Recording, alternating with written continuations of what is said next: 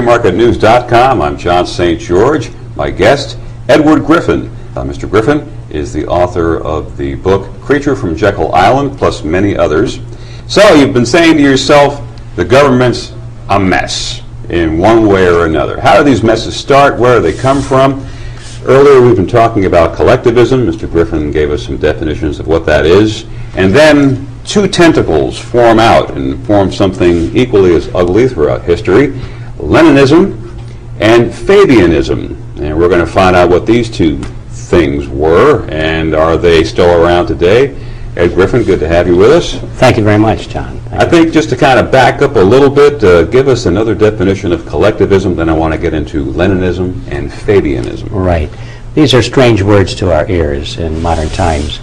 Collectivism is a word that was used quite freely in books of a few decades ago, but it's a word that's been lost to us today.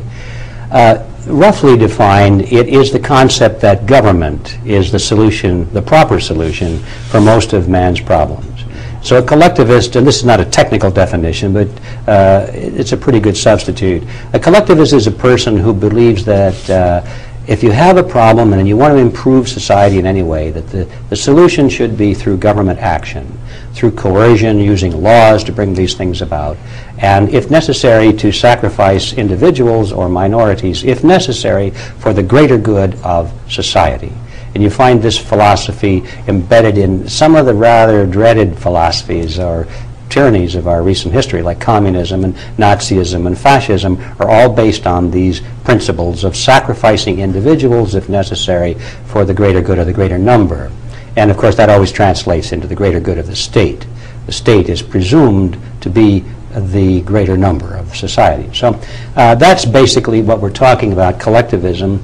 And what many people don't realize is that collectivism exists today in two forms. And here are some more words that are not very well known. Now, Leninism is fairly well known because we remember the name of Vladimir Ilyich Lenin, who was one of the firebrands of the Bolshevik Revolution and quite a prolific writer and a theoretician. Lenin took the theories of Karl Marx and converted them into a living fighting force. See, Karl Marx wrote Das Kapital and the Communist Manifesto, and there are millions of Marxists around the world who have read his works and believe his theories. Basically his theories were: workers of the world, unite, throw off the chains of your capitalist exploiters, recapture control of the means of production, unite against war and racism, from each according to his ability, to each according to his need, and on and on and on. These are very famous and popular slogans that Marxists in general like. They buy into this, and because they're basically idealistic people, they think that would be a better society than we have now. But the fact of the matter is that all of the countries historically that have been taken over by communism, we used to say behind the Iron Curtain, none of those countries were ever taken by Marxists. They were all taken by another group called Leninists, or Marxist-Leninists, sometimes they call themselves that. And those are people who also believe in the writings of Karl Marx, but they believe in the writings of Lenin, who organized the Communist Party, who said basically we must have organization, we must have structure, we must have discipline, we must have communications, we must have training, we must have leadership. He created a fighting force. And so that is the fighting force that took over all of these countries. So Leninists are a notch above Marxists. They sound like they were more doers. They were doers, exactly. The Marxists tend to be the theoreticians. The Leninists are the doers, the ones that go out and make it happen. See? So there's a very important distinction between the two, and it's interesting, I think, to know that even in the heyday of communism, most of the top communists did not refer to themselves as communists. They referred to themselves as Leninists. Interesting. It's very interesting, and it's very significant, because the word communism was kind of a catch-all phrase. Lenin and Marx both taught that communism was something for the future, They were establishing what they called socialist republics. It's like a Christian saying, I'm a Calvinist. You know, it's another, I'm going to subscribe to a theology as opposed to the primary foundation. Yeah, they were working toward the future. Communism would happen, they said, when finally mankind was perfected and the state would wither away. Ha ha. Yeah, we saw a lot of that happening, didn't we? But anyway, that was the theory. In the meantime, what they were building was socialism, they said, and those people called themselves Leninists. So when it came time for the crumbling of the communist empire, so-called, all these people did was take off their hats that said communist, put that down, and put another hat on that said social democrat. But you notice that the heads underneath the hats didn't change. And their ideas didn't really change. They talked about open markets and being friendly to the West and all these sort of things, freedom of speech. They gave a lot of verbiage to that. But, and some of that actually happened. But underneath, the police state didn't change. They still maintain a very strong military, and they're still preparing for international war. The KGB changed its name, but it didn't change. It just got bigger and better funded and so forth. Nothing really changed except the label. And it's interesting to note that this is one of the basic strategies of Lenin.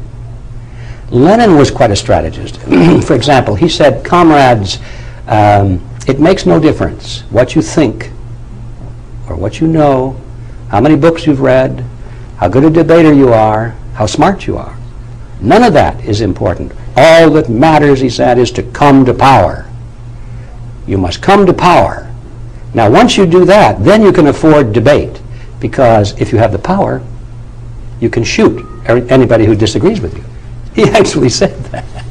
He's quite a guy. He said, you know, promises are like pie crusts made to be broken. So he was a strategist, and he considered that he and his followers were at war with the rest of the world, and they were going to conquer the rest of the world. How different do you think he is from Saddam Hussein? Well, not an awful lot different at all, no.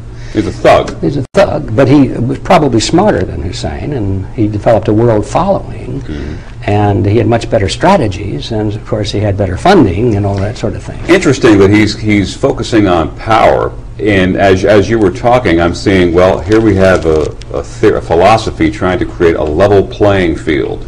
You know, it doesn't matter what you know, it doesn't matter what that, you know, all the good for the state, and we're going to break down the different classes. Is that something he was a devotee of as well, or was he just more... No, what you're talking about there is more of a Marxist theology. See, the theory guy. The theory guy, yeah, that's theory guy. Lenin basically said none of that makes any difference. That you use it if necessary to get followers or to make it sound like what you're doing is noble. But the only thing that matters, he said, is to come to power. And I'll give you an example. He said, for example, if you were to go into a country that we're trying to take over, and those people had a strong culture, strong nationalistic feelings, they didn't want to give up their history and their nationalism. So what do you do, comrades? Do you go in there and tell them that that's stupid? Do you go in and preach internationalism that we know is the way of the future? So no, of course not, because they would reject you. You go in and tell them what they want to hear. Be the best nationalist leader there. Let them follow you, thinking you represent them, so that you can come to power. Once you're in power, he said, then you can betray them, because you've got the power. See what I'm saying? And Lenin said, you go into a country where they don't like us communists very much.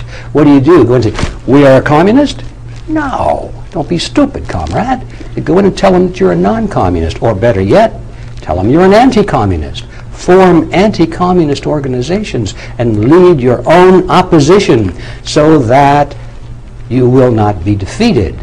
Put up a good show, he said. Make it look good. Actually do some really effective things now and then, but always control your own opposition so that you can come to power. So Leninism is a form of tweaked communism with a goal that is of a detriment to the fellow man because you want to go for power. Well, communism doesn't really exist as such. It's something you can't define. But Leninism, you can. And the point I'm trying to make is I'm getting slowly to it here because we're going to talk about Leninism versus Fabianism. I'm doing the what comes first, the chicken or the egg thing. I guess. Right. I don't know. Well, it's hard to define, but you see, one of the theories that Lenin taught was the strategy of a feigned defeat or feigned retreat in order to lure your enemy into a vulnerable position. Now, this is not original with him. You can find this in the history books. I discovered that strategy brilliantly taught by Tamerlane, the Mughal warrior. He would when he was confronting a superior military force, he couldn't defeat them one-on-one in the open battle. So what he would do is just before nightfall, because they never fought at night, they always fought in the morning when the sun came up, he would make it look like his forces were retreating. He would put his forces, first of all, in a very vulnerable location where they couldn't defend themselves very well.